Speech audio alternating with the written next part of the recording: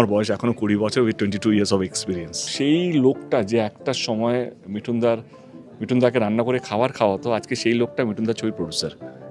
Personal হয়ে প্রয়োজক যখন তখন আমাকে চাপে ফেলে। ট্রেলার দেখেই অনেকের চোখে জল, অনেকে ইমোশনাল হয়ে পড়েছে। আমি না মাঝে মাঝে I believe in one thing, তোমাকে বেশি কথা বলতে, তোমার কাজ যখন কথা বলে তো ইউ শুড টক লেস। এবার আমি জানতে কেমন লাগলো তোমাদের, কেমন লাগলো? দারুণ লেগেছে তো। যা আমরা হোপ দেখিয়েছি, যা আমরা বলে, খুব বেশি ইন্টারভিউ দিইনি, খুব কম ইন্টারভিউ দিয়েছি, যা যা বলেছি সেটা দেখতে পাচ্ছ তো একটা বড় পর্দা। তো এটাই আমরা পরিশ্রম করেছি লাস্ট 2 বছর ধরে, যেহেতু 2024 এই ছবিটা আসার কথা ছিল, বাট আমাদের মনে হয়েছিল আমার মনে হয়েছিল খাদানটা এলে ভালো হয়। কিন্তু এই 2 বছরটা আমরা কাজে লাগিয়েছি, স্ক্রিপ্টের উপরে কাজ করেছি, আরও কীভাবে ভালো করা যেতে পারে, আরও কীভাবে নতুন রকম গল্প নিয়ে আসা যেতে পারে। তো কোথাও যেন এই 1.5 বছরটা আমাদের কাজে দিয়েছে, কাজে লেগেছে, এবং সেই কাজটা আমার মনে হয় যে চোখে জল বলো বা যে ইমোশনটা বা যে কানেকশনটা দর্শকের ট্রেলার দেখেই হয়ে যাচ্ছে। এটা সহজ নয়, কিন্তু একটা ট্রেলার দেখে ইমিডিয়েটলি তুমি কানেক্ট করে নিচ্ছ একটা ছবির সাথে, সেটা সহজ নয় যদি গল্পটা স্ট্রং যদি না হয়। তো as an actor, as a producer I am very happy. And হয় না কি প্রথম ওপেনিং ব্যাটসম্যান মানে যদি একটু ভালো স্কোর করে, তো কোথাও যেন অ্যাজ এ ক্যাপ্টেন তার মনে হয় কি না ঠিক আছে, ভেরি গুড। তো এইটুকু বল, I am not the captain, but কথার কথা মানে ওই আর কি, আমরা খুশি অ্যাজ এ টিম। ধন্যবাদ জানাবো যা যা পছন্দ হয়েছে, যারা ভালো বলছে। এটুকু বলবো কি 25 তারিখ ছবিটা রিলিজ হচ্ছে, একবার হলে চলে আসুন। তবু অনেকেই জানি রিভিউজ দেখেই আসবেন, বাট যারা ভালো বাংলা ছবি দেখতে চায় নির্ভয়ে চলে আসুন ছবিটা দেখার জন্য। সবাইকে নিয়ে আসুন, একা আসতে চান, বন্ধুকে নিয়ে আসতে চান, বৌদিকে নিয়ে আসতে চান, সবাইকে নিয়ে আসতে চান, মানে যাকে নিয়ে আসতে পারবেন নিয়ে আসুন। আমি কথা দিচ্ছি, যদি আপনারা প্রজাপতির দর্শক হন, যারা প্রজাপতি দেখেছে তাদেরকে গ্যারান্টি দিচ্ছি কি প্রজাপতির অনেক বেশি ওপরে এই ছবিটা হয়েছে বলে আমাদের মনে হয়। মিঠুনদা এবং দেবকে যেভাবে আপনারা পেয়েছিলেন প্রজাপতি, তার থেকে 100 গুণ বেশি ভালো এবং পরিণতভাবে পাবেন এই ছবিতে।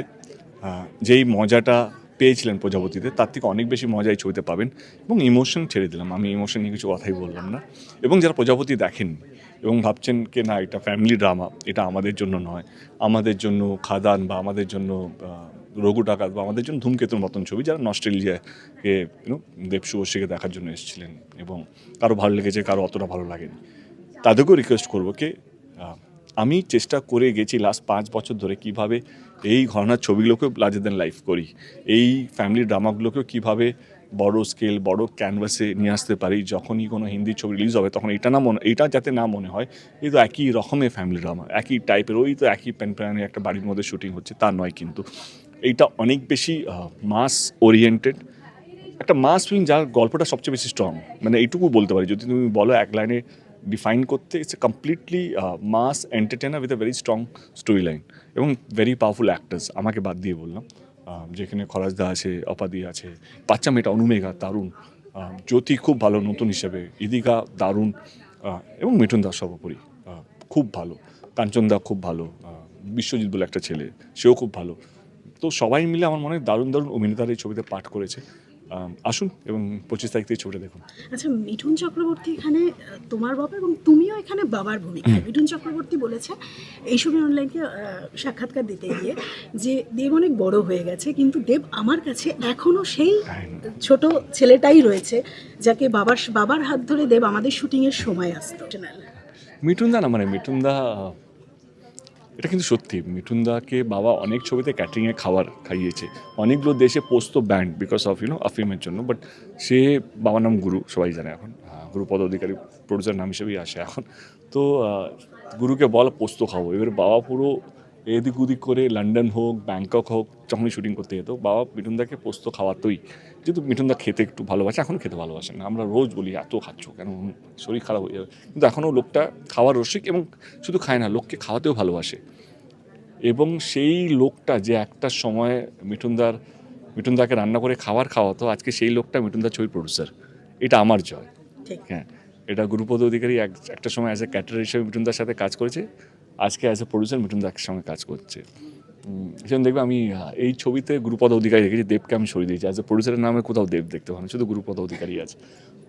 মিঠুনদার সঙ্গে মিঠুনদা না খুব গ্রাউন্ডেড একটা মানুষ, এবং মিঠুনদার এটা মনে রাখার কথা নয়, কেন মিঠুনদা এমন নাকি শুধু বাবার হাতেই খেয়েছে, অনেকগুলো ছবি করেছে মিঠুনদা, 300-400 ছবি করেছে, অনেকগুলো ক্যাটারের সাথে দেখা হয়েছে, কিন্তু মনে রেখে মনে রাখা এবং মনে রেখে তার ছেলেকে এতটা সম্মান দেওয়া, এবং আজকেও মিঠুনদা যেভাবে আমার সঙ্গে মিশে, কোনোদিনও মনে হয়নি আমি একটা লেজেন্ডের সাথে মিশছি। মনে হচ্ছে আমার নিজের বাবার সাথে।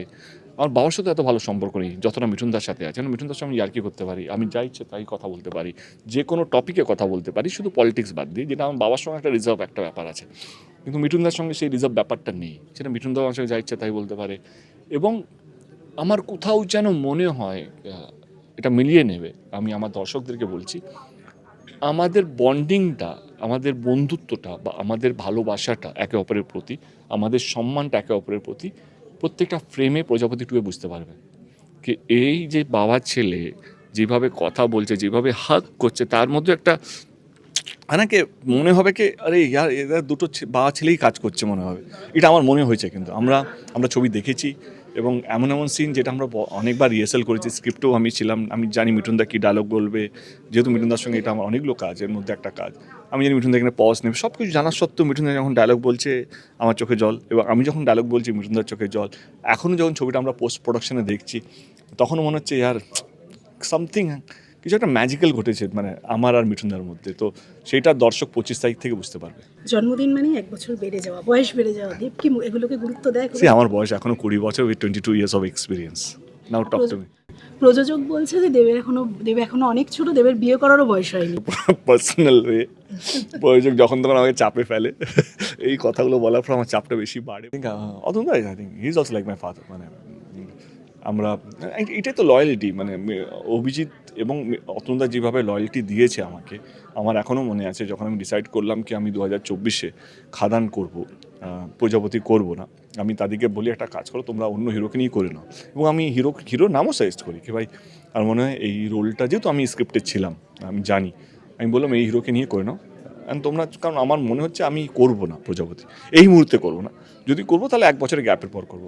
তারা কিন্তু কোনো হিরোর সঙ্গে কথা বলেনি, দুজনেই কিন্তু বিখ্যাত প্রডিউসার, এমন নয় কি অতনুদা আমার সঙ্গেই কাজ করবো, উনি এমন দক্ষ রাখেন একসাথে 3-4টে ছবি প্রডিউস করতে পারেন। কিন্তু অভিজিৎদা আমার মনে হয় সবকটা ছবি blockbuster, he is also number 1 director, উনিও চাইলে অন্য হিরোর সাথে কাজ করতে পারতেন, কিন্তু দুজনেই কোনো কাজ না করে আমার জন্য অপেক্ষা করলো, এবং আজকে আমরা সেই কারণে প্রজাপতি 2-এর মতন ছবি করতে পেরেছি। আমি হয়তো ডাইরেক্টলি কোনোদিনও বলিনি, কিন্তু আজকে তোমাদের চ্যানেলই বলতে চাই কি থ্যাংক ইউ অভিজিৎদা, থ্যাংক ইউ অতনুদা, এতটা ভালোবাসা দেওয়ার জন্য, এবং এতটা কী বলবো লয়্যালটি বা একটা বন্ডিং, এমনি বন্ডিং তৈরি হয় না, বা অমনি কোনো কেমিস্ট্রি তৈরি হয় না, কোথাও যেন অনেক কিছু দিতে হয়। আমি বলবো আমাদের 3 জনের সম্পর্কের মধ্যে অতনুদা, অভিজিৎ এবং ওরা অনেক বেশি দিয়েছে, তার তুলনায় আমি অনেক কম দিয়েছি।